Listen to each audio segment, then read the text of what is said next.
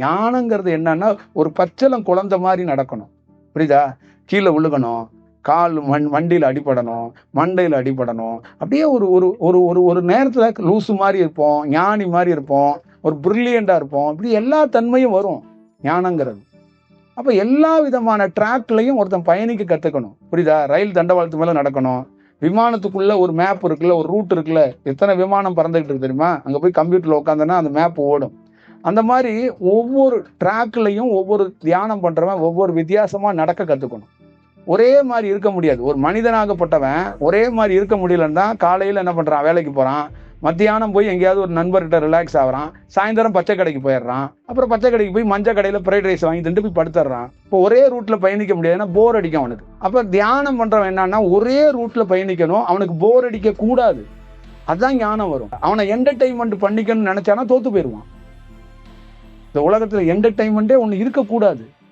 இப்போ என்டர்டைன்மெண்ட் எவனுமே இல்லை, ஒரே ஒரு ஆள் தான், நீ மட்டும் தான் இருக்கிற. உனக்கு என்ன என்டர்டைன்மெண்ட் இருக்கும்? நீயே சொல்லு. இப்போ நம்ம வீட்டிலே சொல்றாங்கல்ல, ஞாயிற்றுக்கிழமை சனிக்கிழமை ஒரே இந்த வீட்லயே உட்காந்துருக்கேன், வெளியில கூட்டிட்டு போங்கிறாங்கல்ல. அப்படியெல்லாம் இல்லை. அப்ப அதுக்கு காரணம் என்னன்னா, நீ உன்னை வருத்திக்கிட்ட, என்னை வெளியில கூட்டிட்டு போய் காட்டு, என்னை பார்க்க வை, என்ன ஒரு செயல் செய்ய அப்படின்னு நீ ஏன் உன்னை கிரியேட் பண்ணிட்ட. அப்ப அந்த கிரியேட் பண்ணது நிக்கிற வரைக்கும் அதை உன்னை கொண்டு சுத்தி கொண்டு காட்டணும். ஒரு குழந்தை 10 குழந்தைங்க விளையாடுறத ஆசைப்பட்டுட்டு அதுக்குள்ள ஒன்று கிரியேட் ஆகி தான் அப்பாவை இழுத்துட்டு ஓடுது. இப்போ ஒரு விளையாட்டுங்கிறது தானா வரணுங்கிறாங்க, இன்னொருத்தரை பார்த்து கிரியேட் ஆகக்கூடாது. அப்போ உனக்குள்ள என்னன்னா ஏதோ ஒரு பொருளை பார்த்து கிரியேட் ஆயிடுச்சு. அதனாலதான் அடிக்கடி தியானங்கிற நிறைய பேய்களை பார்க்காதன்னு உனக்கு நான் சொல்றது.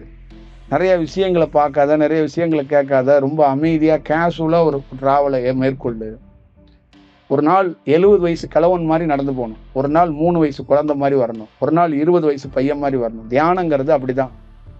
ஆனா எல்லா சூழல்லையும் நிதானமா இருக்கணும், தண்ணி போட்டவ மாதிரி இருக்கக்கூடாது. இது ரொம்ப முக்கியம்.